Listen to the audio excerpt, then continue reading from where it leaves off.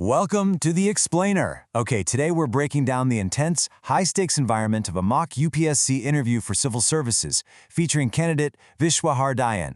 We're going to look closely at how he navigates this seriously grueling panel. It's like a psychological chess game, balancing factual recall under extreme pressure with the unspoken rules of the interview itself. Let's get right into it. Here's our agenda for today. We're going to meet the candidate, navigate some global geopolitics, dive into maritime science and trade, explore Bihar's socio-economic landscape, and finally, unpack the board's critical feedback. Section 1. Meet the candidate, Vishwahardhayan.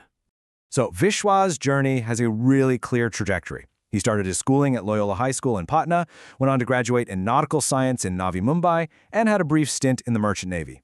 But then, like so many of us, his life was thrown completely off course by the pandemic. He was stuck without a vessel for 2 years, and that forced him to pivot entirely into civil services preparation. Now, this is actually his 5th attempt at the exam, and as you'll notice, his maritime background heavily influences the technical grilling he's about to face. Moving on to Section 2, Navigating Global Geopolitics. The board kicks things off by asking why India is often called a Vishwaguru. Vishwa nails this by explaining that it's fundamentally about India's soft power. It's our capability to advance the interests of the global south. And that's not just through economic funding, right? It's about deep civilizational links. Think of things like the Maritime Trade Initiative, Project Mawsum, or our shared Buddhist heritage. It's all about shaping global rules in a way that actually benefits developing nations. Next, the panel pivots straight into international economics. They push him to compare South Korea's highly advanced economy with India's current landscape. Vishwa highlights South Korea's impressive human development indices, their advanced manufacturing, especially when it comes to shipbuilding, and their dominant knowledge sector. Contrast that with India's current game plan for self-reliance. He points out how we are heavily encouraging MSMEs, rolling out production-linked incentives, and really driving the Atmanirbhar Bharat initiative forward. Now this brings us to a massive geopolitical flashpoint. The board asks, why are rare earths at the center stage of Russia-Ukraine peace negotiations? It's a fantastic, probing question that tests his understanding of why global powers, especially the US, are so heavily invested in the fallout of what seems like a regional conflict. The answer comes down to this absolutely staggering figure, $15 trillion. Yeah, that's trillion with a T. Vishwa notes that Ukraine reportedly sits on nearly $15 trillion in rare earth mineral deposits, things like lithium and cobalt. These minerals are quite literally the building blocks for the next technological revolution. We're talking the future of AI and quantum computing. So it's pretty clear why global superpowers have such a massive vested interest in the stability of that region. All right, Section 3, Maritime Science and Trade. Because of his nautical background, the board decides to throw a rapid-fire memory test his way. And without missing a beat, he rattles off the exact figures. 1 nautical mile is exactly 1.852 kilometers, representing the distance between 2 latitudes. India's coastline, exactly 7,500 kilometers. Territorial waters stretch 12 nautical miles, and the Exclusive Economic Zone, or EEZ, goes out to 200 nautical miles. It's a brilliant display of foundational memory under some seriously intense pressure. Then, they challenge him on global sea navigation, zeroing in on a huge vulnerability for China, which is the Malacca Strait. Get this, a whopping 80% of China's energy supplies route directly through this one tiny narrow choke point. When an economy relies that heavily on exports and imported energy, protecting these narrow sea lanes isn't just strategy, it's an absolute existential priority. Of course, China isn't just sitting back and hoping for the best. Vishwa smartly outlines their aggressive mitigation strategies. They're boosting land connectivity through the Belt and Road Initiative, or BRI. They're drastically increasing their naval capabilities to counter U.S. influence. They're even looking into building a massive new canal through Myanmar to bypass the strait completely. Plus, they're busy acquiring strategic naval bases all across the Indian Ocean. They are covering all their bases, literally.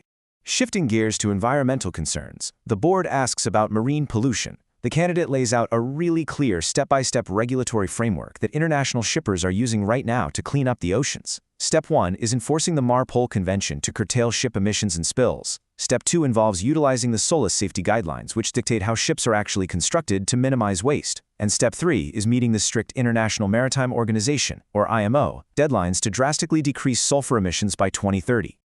Which brings us to Section 4, Bihar's socio-economic landscape.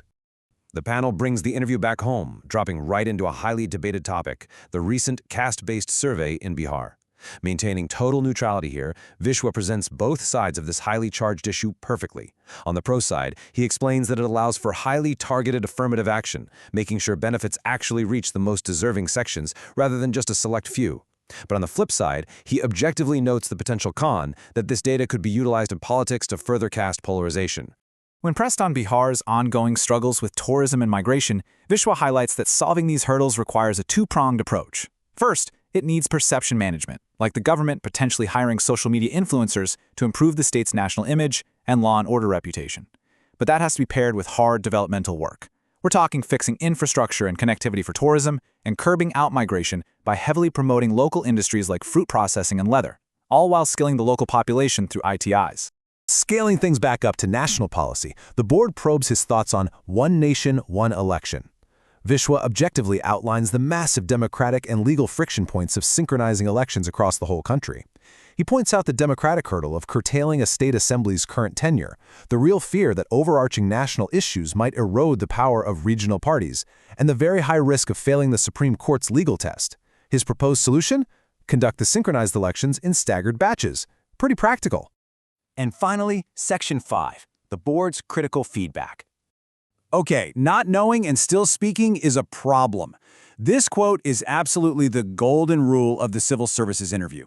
During the mock, Vishwa made a couple of off-the-cuff guesses. He guessed blindly about who is eligible to vote and speculated on the history of the Golden Sparrow without really knowing the full Roman trade context. The board gave him a firm warning. Guessing blindly like that is going to severely impact your personality score. The board then provided these rapid-fire behavioral tweaks, which is fascinating because it shows they aren't just looking for a walking encyclopedia. They want a balanced, honest, and patient listener. The do's and don'ts are kind of intense. Don't walk in and use informal greetings like, "Hello, everyone." Do sit down looking like a spirited youth with real enthusiasm. Don't present a purely gloomy picture of complex issues. You've got to find the silver lining. Do use caveats like, "to the best of my understanding," when you're slightly unsure. And whatever you do, don't try to correct the board aggressively. Use extreme humility. Ultimately, the board hammers home this central thesis: integrity over information. Demonstrating absolute integrity when you don't know an answer is far more valuable to them than trying to fake it. Just admitting, I've heard this term but I'm not aware of the context, preserves your ethical score. The panel is testing your ethical boundaries under extreme pressure just as much as they are testing your factual recall. But despite all the intense grilling and the strict corrections, the board offers this incredibly encouraging summary. They tell him, all the ingredients are there in you. You are capable of getting 180 to 190 marks. That just proves that making mistakes in a mock interview is definitely not the end of the world. In fact, teachability, that willingness to just absorb feedback and adapt, is probably a candidate's greatest asset. So, I want to leave you with this final thought to ponder as you prepare for your own high-stakes conversations. If you were sitting in that exact chair staring down some of the most senior officials in the country, would you have the courage to look them in the eye and simply say, "I don't know"? It sounds easy, but in that room, it's the ultimate test of character. Thank you so much for joining this explainer, and keep learning.